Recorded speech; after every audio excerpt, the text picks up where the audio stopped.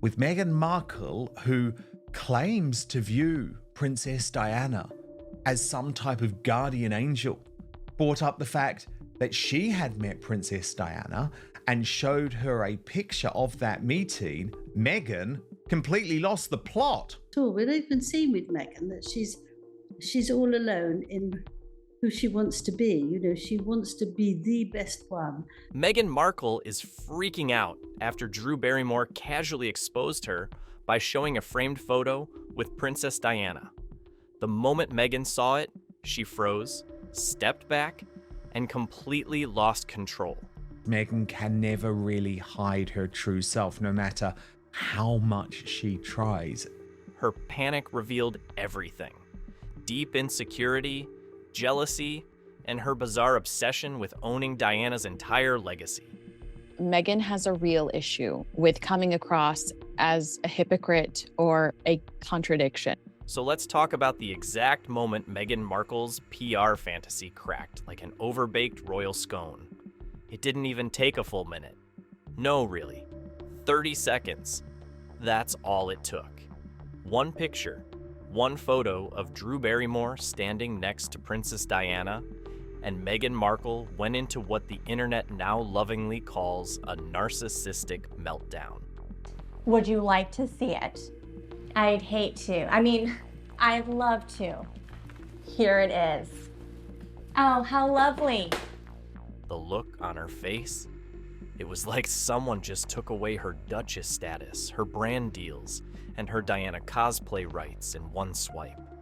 She's set this story about the late Princess Diana, and that's worked very well with Harry, who does believe that she's up there in the clouds and telling him which way to go, what to do. She didn't just flinch, she physically backed away. Yep, stepped back, like the photo was possessed. Or maybe worse, it was real, something Meghan clearly wasn't ready to deal with. The Royal News Network said on this, Meghan hated Drew sharing this picture of Princess Diana. She literally keeps physically moving away from Drew and that picture. I think Meghan's inferiority complex is coming into play here. Because let's be honest, for someone who's made a full-time career out of spiritually summoning Princess Diana mid-yoga, seeing an actual photo of the real Diana next to someone else was pure kryptonite. You could almost hear her inner voice screaming, "Wait, that's my dead mother-in-law to exploit." Disguised as being baked by her and her kids in their kitchen in Montecito, just, a typical day baking hundreds of cookies. That's what she wants to focus on. But Drew's got this framed image with Princess Diana, and Meghan says, "Oh, that's sweet, your sweet little face."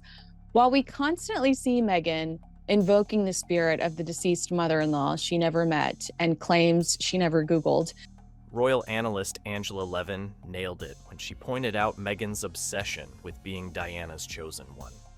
Meghan built her entire royal brand on that fairy tale, the modern-day Diana angle, the humanitarian with a Hollywood smile, the empathetic Duchess who talks to ghosts while doing downward dog. Now, Markle, certified hug dealer, met her match with Drew Barrymore, who's notorious for being like one trip and fall away from fornicating with her guests. She sits so uncomfortably close to them. So imagine her horror when Drew, who actually met Diana in the flesh, casually drops a photo like it's no big deal. Meghan's reaction was not that of a confident woman. It was of someone whose delusion just got publicly exposed by a framed picture and a Hollywood hugger. Princess Diana belongs to Prince William and Prince Harry, and if Meghan hijacks that memory, it will upset people, especially when she has spoken so openly about her lack of effort in getting to know Harry's history. The body language said everything. She tried to smile, but even the Royal News Network picked up on it. Full-blown inferiority complex. Meghan looked like someone who just found out the role of Diana had already been cast, and she didn't get the part. This wasn't just an awkward moment. It was the viral train wreck of the week. Online reactions, equal parts secondhand embarrassment, and did she really just freak out over a photo? Yes, she did. And she gets, I think, very, very angry if anything else happens. I mean, she has lied on the earth near where Diana is buried, and actually, help me. And But it gets better, because this wasn't just about the photo. Enter Drew Barrymore, Hollywood's unofficial emotional support couch. Her interview style? Let's just say it makes people sweat. She's so up in your face, even Martha Stewart literally shoved her off once. And Meghan clearly wasn't ready for the contact. You could see it all over her body. Tense, frozen. Fake smile glued on. She joked, "I've heard you like to connect," which was supposed to be playful, but came off as awkward as hell, which means, please get off my PR-friendly couch. When Drew snuggles in to Meghan on her cream-colored couch, Meghan seems to joke about this by saying, I've heard you like to connect. The irony is rich. Meghan, the queen of I don't read tabloids, somehow knows Drew's couch-hugging reputation, which means she does follow celebrity gossip, probably religiously. She knows every headline, every social media thread, every comment section. She's not rising above anything. She's swimming in the same fame-obsessed pool she claims to hate. And Drew exposed that without even trying.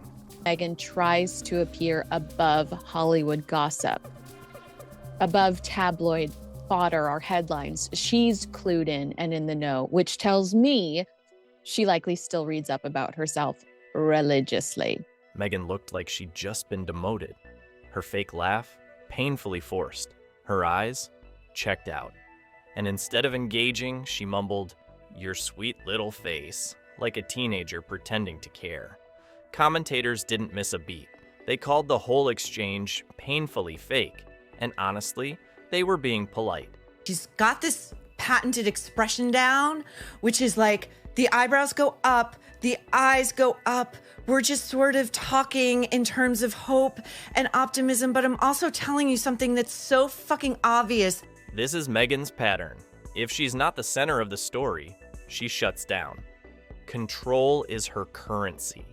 And the second she isn't holding the narrative hostage, the mask slips. That's not a metaphor. It literally slipped on national television.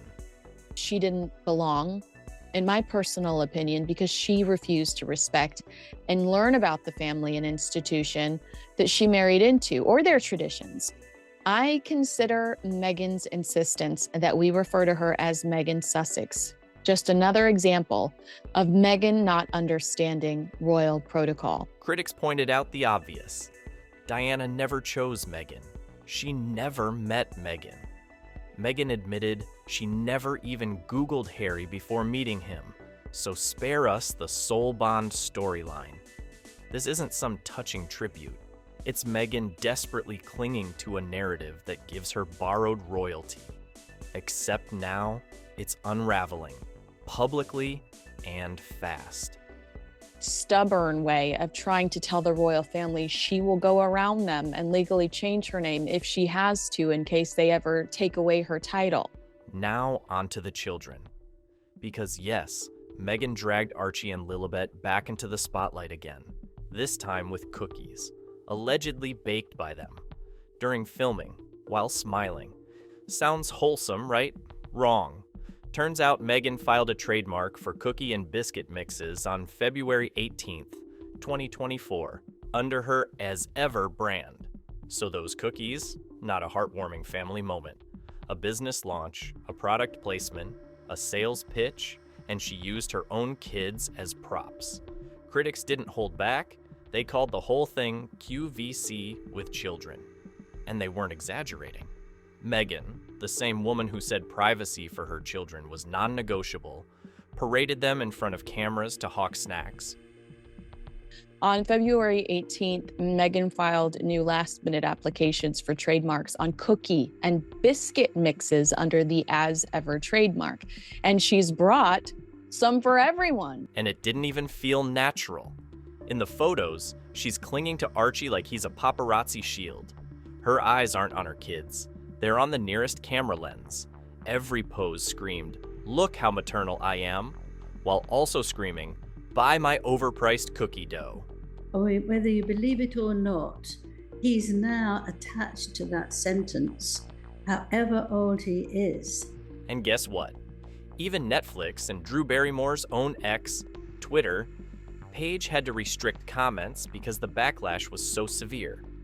Viewers weren't buying the act. They saw the manipulation for what it was, using children as marketing pawns in a crumbling empire. The Drew Barrymore show got such pushback on all of this, Angela, they've actually had to protect their posts on X. Even Harry, who's been adamant about keeping the kids out of the spotlight, seemed completely sidelined. Meghan's message was loud and clear. Her brand matters more than her husband's trauma. Period.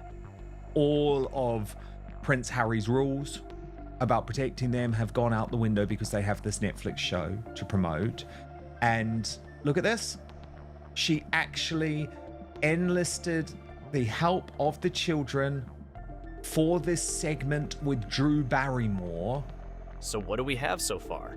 Meghan Markle exposed by a photo, humiliated by a hug, roasted by body language experts, and obliterated by her own contradictions. And the worst part? We're only halfway through the disaster. Can you understand why people are so horrified that as soon as this Netflix show had to be promoted, all of the thoughts of privacy of the children is out the window? Let's be clear. When Meghan Markle says she's teaching Lilibet what it means to be a working mom, what she really means is she's teaching her how to fake it on camera while a team of stylists, chefs, and handlers make everything look Pinterest perfect behind the scenes. According to her People magazine interview, this is motherhood. And knowing this is something that I can create in front of my daughter and teach her what it's like to be a working mom. No sweat, no mess, no chaos. Just beige linen, hand-piped cookies, and pre-lit kitchen sets. Because obviously, that's exactly what every exhausted mother in the real world experiences daily, right? This is not what it's like to be a working mom. The internet didn't just roll its eyes at this delusion, it laughed hard. Real moms everywhere practically choked on their lukewarm coffee reading Meghan's statement. Working moms aren't filming bake-offs with designer lighting. They're microwaving chicken nuggets while wrestling a toddler into socks with one hand and firing off work emails with the other. But sure, Meg, show us the struggle while your nannies handle the tantrums and your assistants clean up the gluten-free flour. The nannies we don't see are the ones rousing these children, feeding these children, getting them dressed, taking them to school. Do you remember, was it like New York Magazine? I forget which profile it was, where Meghan made this very big show about picking up. She even claimed she made multi-sauced chicken wings. Multi-sauced. Do you know how much time that takes? Here's the catch. Insiders say she doesn't cook a damn thing. Everything is prepped, staged, and plated by staff. Meghan doesn't know a whisk from a wine opener unless it's been scripted. She's not the kitchen queen she pretends to be. She's a kitchen actress. Her idea of culinary hustle is posing in front of a cast iron pan she's never actually used. The multi-sauced chicken wings. It's like, as you point out, you want chicken wings. There's only one way we all get chicken wings. We all fucking order chicken wings. That's what we do. You go to Grubhub. Yes, exactly right. Go to Grubhub. Right. And just when you think it couldn't get more tone deaf, she drops the bedtime story flex. Meghan says she records thin little books for Archie and Lilibet while flying, on private jets, of course. Myself reading it, so whoever's with them, or Papa can say, here's Mama reading your bedtime story. You find ways to show up for each other. And if that's the one thing that I can convey through the show or through As Ever as a brand, I want people to know you can show up for each other because you know how good it feels when someone shows up for you. Because what's more relatable than being airborne in a $50 million Gulfstream while pretending to tuck your kids in via video message? Real working moms are lucky if they can remember to charge the iPad, let alone record dramatic readings of bedtime fairy tales mid-flight. The cherry on top? She frames it like it's some profound sacrifice. Please. Flying first class and reading a thin book isn't motherhood. It's marketing. The deep hug. Wasn't it her special? It was their first Netflix special, I thought. Perhaps. Remember where she was like, and we donate a backpack, or we give food out of our curated backpacks to random homeless people on the way to school. Yes, except she sent the driver out of the car Right. to give it. And yes, critics absolutely drew parallels between Meghan's motherhood mirage and the Baldwin's sham parenting reality. Remember Hilaria's curated chaos with 50 kids and a yoga mat? Meghan's just doing the West Coast version. Aesthetically soft, emotionally hollow. Her children are hidden props, her home life is staged, and her motherhood is filtered through a PR lens so thick it's practically opaque. Okay. This is the moment, SOT 8, that we want to see. Let's play it. What's your favorite thing that you see in your kids that you go, oh, that's their dad? Now let's talk about Meghan's favorite thing, rewriting history. The Meghan Markle rewrite machine is always running, oil-slicked with self-pity and revisionism. She still insists on pushing the Sussex title in interviews, on products, on merch, even after threatening to legally change her name if the title gets yanked. She's ready to go full independent Duchess, but only if it comes with copyright protection and a marketing budget. This is why she wanted to partner with Harry, so she would become as famous as Harry and be the darling of the world. But now she wants us to see that it's a burden for her until she could really get over this ostracizing fame and be seen as a woman of the people. And now she's accepted. Okay, no one believes that. Critics aren't fooled. They say she tailors her identity to match whatever publication she's schmoozing that week. On People magazine, she's a hard-working mompreneur. On Netflix, she's a misunderstood duchess. On stage, she's a global feminist. But in every version, she's sanitized, safe, and somehow always the victim. There's no core, just layers of PR spin duct taped together with beige ribbon. What is she working at? She's done this special, and she did that other lame podcast, like 12 episodes. That's it. Someone does all the work. Literally, somebody has bought the Le Creuset. Somebody has prepared the chicken. Someone has cut the vegetables and the fruit for her. Now let's move on to what might be the most unintentional comedy special of the year. Her Netflix show, With Love, Meghan. Or, as Newsweek's Jack Royston described it, Netflix's biggest critical flop. Not just a failure, the failure. From the scripted, authentic moments to the fake baking montages, this was a masterclass in how not to launch a lifestyle empire. Let's talk about her wardrobe. She claimed she wasn't allowed to wear color as a royal, that she had to blend into the background. Except, guess what? She's still wearing beige. Her entire Netflix series was one long montage of off-white outfits that cost more than most people's annual rent. The royals always said that was a total lie. She could wear whatever she wants. And look at what she chose to wear in this series, Angela. Beige as beige can be. We're talking over 130,000 pounds on clothes. But yeah, tell us more about how the monarchy wouldn't let you shine, Meghan. You clearly love neutrals. The lie isn't that you were forbidden color. The lie is that you ever wanted it. And finally, let's not ignore the Hollywood rejection. WME, her own agency, dropped her. Why? Because she threw tantrums when they didn't magically conjure up entire show concepts for her. Meghan expected them to do everything. The planning, the scripting, the pitches. She didn't want an agent. She wanted a ghostwriter with a Hollywood Rolodex.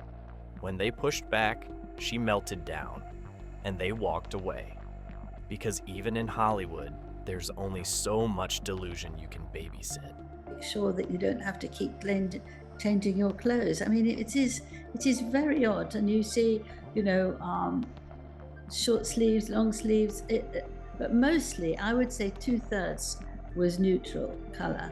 And she does that a lot, doesn't she? She says what shouldn't happen and then she does it herself, but it's all right. So what was supposed to be Meghan's rebranding arc turned into a car crash of contradictions. From pretending to be a working mom while surrounded by full-time staff, to claiming emotional authenticity while every shot was filtered and choreographed, the whole spectacle collapsed under the weight of its own dishonesty. The Drew Barrymore interview, the Netflix show, the People magazine fluff, all of it revealed exactly what Meghan's been trying to hide. The brand isn't authentic, the image isn't real, and the fairy tale, it's officially over. Meghan's mask slipped, and this time even Hollywood couldn't edit it out. Subscribe now for more brutal takedowns and royal reality checks.